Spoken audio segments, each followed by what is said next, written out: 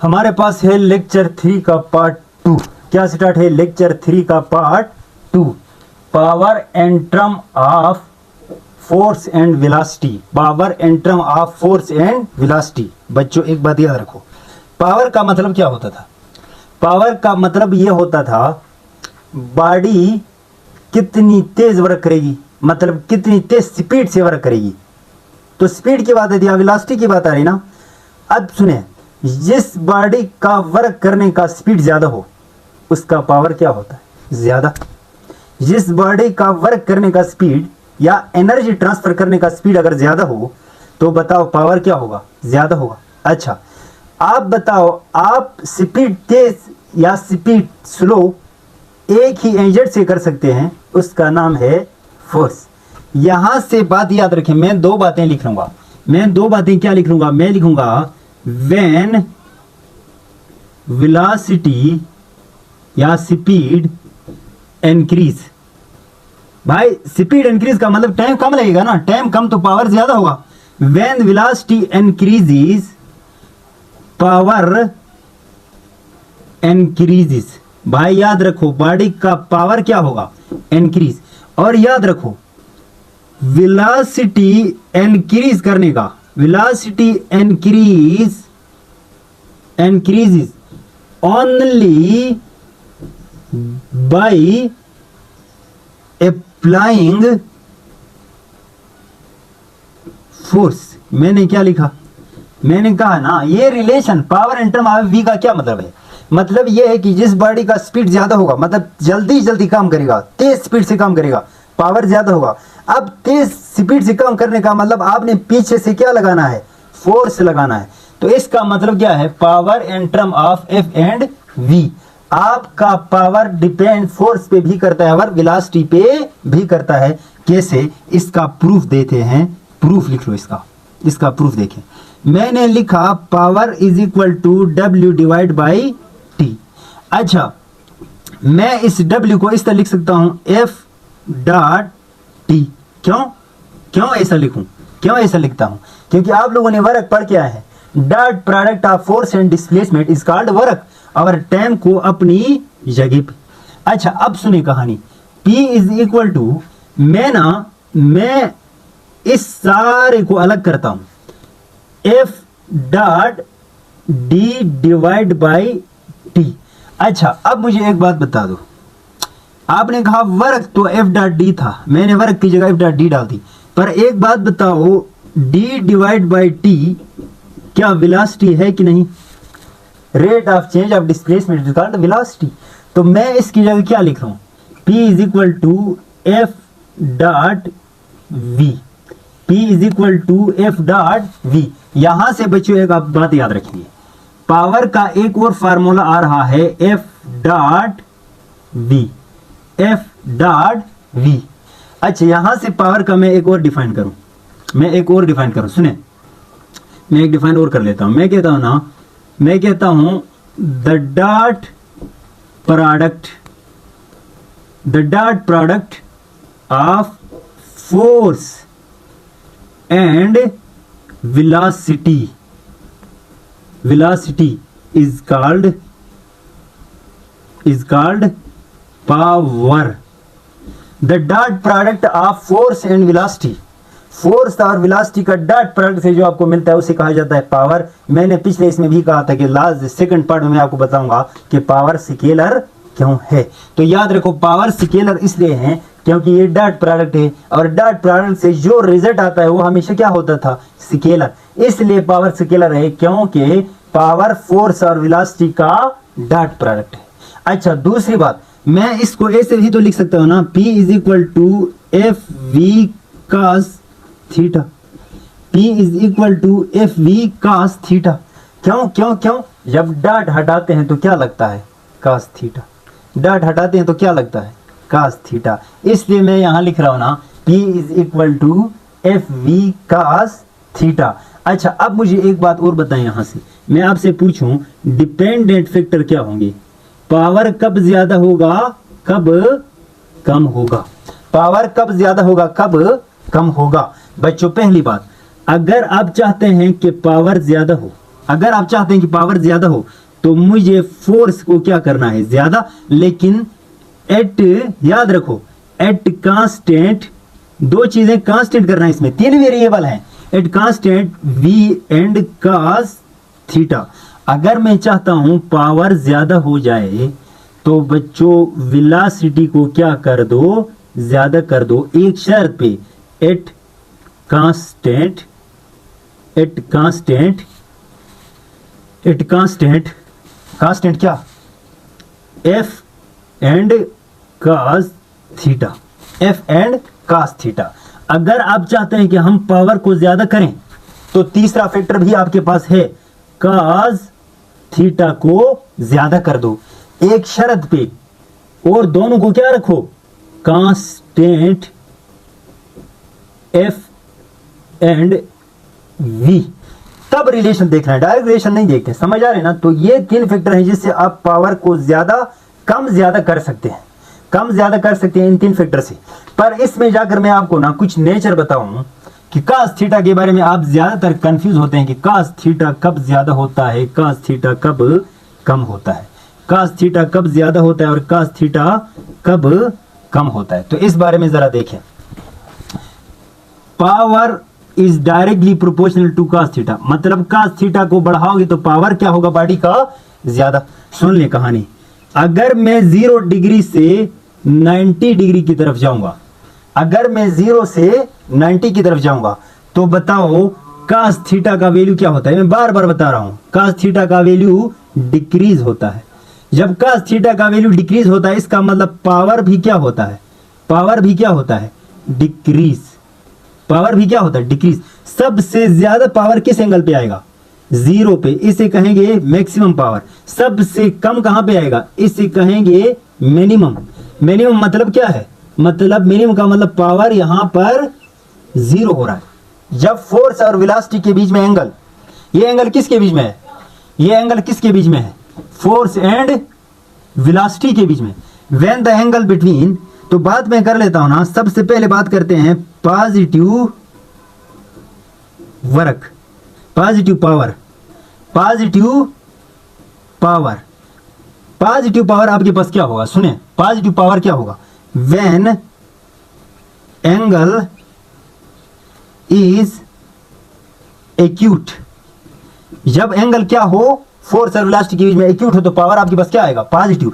Acute का मतलब क्या होता है, एक्यूट का मतलब समझो, एक्यूट का मतलब समझो, 0 is less than theta is less than or equal to 90, वो एंगल जो 0 से ऊपर और 90 से नीचे, जो 0 के साथ मतलब 0 डिग्री से लेकर 89 डिग्री तक जितना एंगल आते हैं उसे एक्यूट कहते हैं। और एक्यूट एंगल पे आपके पास पावर हमेशा क्या आएगा, पॉजिटिव। और सबसे ज्यादा कब होगा, मैक्सिमम 0 डिग्री पे, 0 डिग्री पे सबसे मैक्सिमम होगा और आगे जाएंगे तो कम होना स्टार्ट कर देगा। समझ आ रही ना। अब बात करते हैं नेगेटिव पावर की, किसकी बात करते हैं, नेगेटिव पावर, नेगेटिव पावर। ये इस बारे में ना, इस cos थीटा के बारे में मैंने वर्ग में भी बहुत ज्यादा डिटेल दिया, वहां से भी आप उठा के इधर लगा सकते हैं। अब जरा देखें नेगेटिव पावर कब आ सकता है, व्हेन एंगल इज ऑब्ट्यूज, जब फोर्स और वेलोसिटी के बीच में एंगल कितने का हो, ऑब्ट्यूज हो। ऑब्ट्यूज का क्या मतलब है, व्हाट इज ऑब्ट्यूज, ऑब्ट्यूज का क्या मतलब है, 90 degree less than theta less than or equal to 180, मतलब वो एंगल जो 90 से ऊपर हो, कहां तक, 180 तक। तो ए से एंगल को कहा जाता है ऑब्ट्यूज एंगल। और जब भी फोर्स और वेलोसिटी के बीच में ऑब्ट्यूज एंगल आता है तो आपके पास पावर नेगेटिव में आता है, आपके पास पावर किस में आता है, नेगेटिव में। यहां पर, यहां से ऊपर जाते वक्त ना, यहां से ऊपर जाते वक्त पावर इंक्रीज होता है, पावर इंक्रीज होता है, एन नेगेटिव, यहां से ऊपर जाते वक्त पावर इंक्रीज होता है लेकिन नेगेटिव वैल्यू में इंक्रीज होता है। और सबसे ज्यादा पावर, मैक्सिमम पावर यहां पर आएगा जिसे कहेंगे मैक्सिमम नेगेटिव पावर, जिसे क्या कहेंगे, मैक्सिमम नेगेटिव पावर। क्या कहेंगे, मैक्सिमम नेगेटिव पावर। कुछ बातें समझ, ये एमसीक्यूज है, सारे एमसीक्यूज ही है, अपने पास नोट करके लिखते जाएं, ऐसे पावर को लिखते जाएं। अच्छा एक बात और याद रखें, एक बात और याद रखें, कुछ बातें मैं मजीद लिख रहा हूं। अगर जीरो पावर करना हो, अगर जीरो पावर करना हो तो मैं डायरेक्ट लिखता हूं conditions for zero power, conditions for zero power, conditions for zero power. अच्छा सुने, पहला कंडीशन क्या है, पहला कंडीशन क्या है, when theta is equal to 90 degree हो या 270 डिग्री हो, तो आपके पास पावर हमेशा क्या आएगा, जीरो। जब फोर्स और वेलोसिटी के बीच में ना एंगल 90 हो या 270 हो, तो बच्चों आपके पास पावर क्या आएगा, जीरो आएगा। आप चेक करके भी देखें, चेक करके देखें, एफ वी कास थीटा, कास के सामने 90 डालो या 270 डालो, वैसे भी दोनों का आंसर जीरो आएगा, और जीरो को मल्टीप्लाई कर तो आंसर पूरा क्या बन जाएगा, जीरो। तो पहली कंडीशन ये है, जब 90 का हो या 270 का हो, किसके बीच में, फोर्स और वेलोसिटी के बीच में एंगल, उस वक्त बॉडी का पावर जीरो होगा। एक बात। दूसरी बात क्या है, दूसरा टर्म मेरे पास क्या है, फोर्स अगर जीरो हो, फोर्स अगर जीरो हो, ओ बच्चों फोर्स जीरो का मतलब हो ना, फोर्स जीरो का मतलब या तो बॉडी, दो कहानी है। फोर्स जीरो का मतलब क्या है, फोर्स जीरो का मतलब फिजिक्स में या तो बॉडी एट रेस्ट होती है, बॉडी बिल्कुल जगह पे बैठी होती है। जब बॉडी जगह पे बैठे होते हैं तो इसका कोई पावर नहीं होता। अच्छा, या तो बॉडी क्या करती है, बॉडी मूव भी करेगी, मूव्स, लेकिन विद यूनिफॉर्म वेलोसिटी। अगर बॉडी यूनिफॉर्म वेलोसिटी के साथ मोशन करती है, अगर बॉडी क्या करती है, यूनिफॉर्म वेलोसिटी के साथ मोशन करती है ना, अगर बॉडी यूनिफॉर्म वेलोसिटी के साथ मोशन करती है तो बताओ बॉडी फोर्स क्या, जीरो। फोर्स जीरो तो पावर इन सारे केसेस में क्या होगा, जीरो। तो आपको फंसाने के लिए वो इस तरह नहीं देगा कि फोर्स अगर जीरो हो तो पावर क्या होगा, नहीं, ये तो बच्चों का खेल है। वो आपको इस तरह देगा, when the body is moving with uniform velocity then the power of the body is.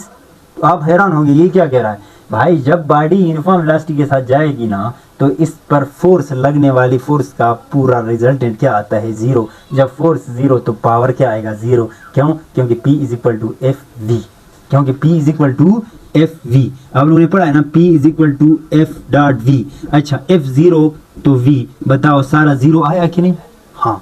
अच्छा, तीसरा पॉइंट मेरे पास क्या है, तीसरा पॉइंट मेरे पास क्या है, मेरे पास क्या है, अगर वेलोसिटी जीरो हो, अगर वेलोसिटी जीरो, तो वेलोसिटी जीरो का मतलब क्या है, बस बॉडी एट रेस्ट। अगर वेलोसिटी क्या हो, जीरो हो, तो बॉडी के पास कोई पावर नहीं होगा, तो पावर क्या आएगा आपके पास, जीरो। बच्चों ये कुछ बातें थी आपके पास पावर के सेकंड पार्ट में, पावर के सेकंड पार्ट में। अब बात करते हैं लास्ट में कुछ बातें याद रख लो, कुछ बातें याद रख लो, कुछ बातें याद रखो, एमसीक्यूज के तौर पर याद रखें आप इन चीजों को। सबसे पहले बात करते हैं सबसे पहले बात करते हैं F V graph. F V graph, F V graph क्या होता है, एफ वी ग्राफ क्या होता है, फोर्स और वेलोसिटी के बीच में रिलेशन। यहां पर एफ होगा और यहां पर वी होगा, तो यहां इसका क्या होगा, स्लोप। तो पहली बात आप नोट करके ये लिखेंगे ना, पहली बात नोट करके लिखें, the slope of F V graph is meaningless. मतलब एफ वी ग्राफ का जो स्लोप आता है ना, वो इसका कोई फायदा, ये किसी काम का नहीं है। ये मैं आपको बताऊं, ये आपके पास एरिया आ रहा है, स्लोप का क्या बता रहा है, एरिया। ये आपके पास क्या है, ये आपके पास ग्राफ का एरिया आता है। अच्छा, अब बात समझे, मैं कहूंगा ना area under F V graph is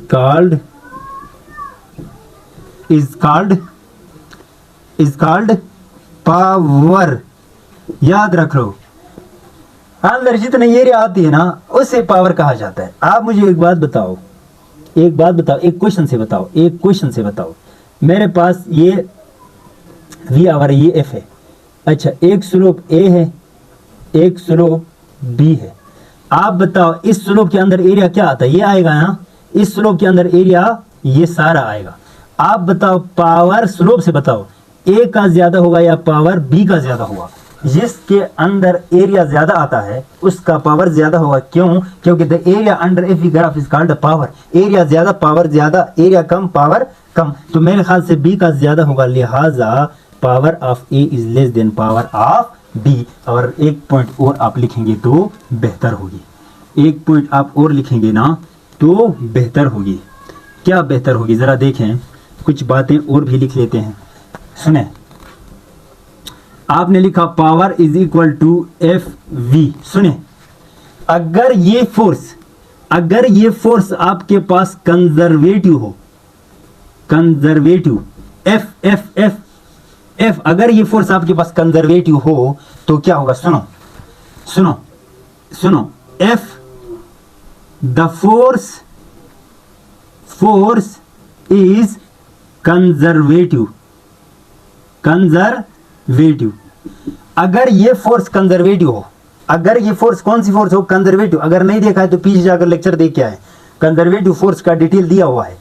अगर ये फोर्स पावर में ये फोर्स कंजर्वेटिव हो तो क्या होगा? सुनो, दो बातें याद रख लो।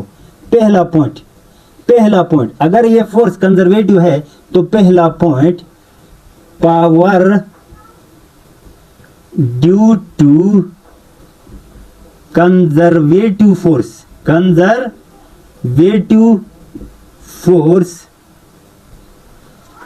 इन क्लोज्ड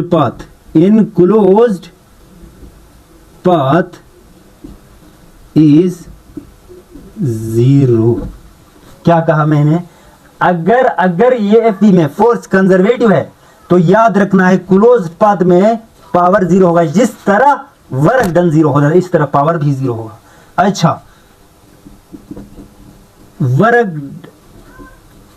पावर ड्यू टू, दूसरी पॉइंट लिखो, power due to conservative force does not depends on path but depends on initial and final point. मैंने क्या कहा? जिस तरह वर्क डन इनिशियल और फाइनल पॉइंट पे डिपेंड करता है, पाथ पे डिपेंड नहीं करता था, इसी तरह कंजर्वेटिव फोर्स की वजह से अगर जो पावर आता है, कंजर्वेटिव फोर्स की वजह से जो पावर आता है वो पाथ पे डिपेंड नहीं करेगा बल्कि इनिशियल और फाइनल पॉइंट पे डिपेंड करेगा। अगर यहां पर कंजर्वेटिव फोर्स होगी तो पावर क्लोज पाथ में 0 होगा। ये कुछ बातें एमसीक्यूज अपने पास नोट करें और याद करें।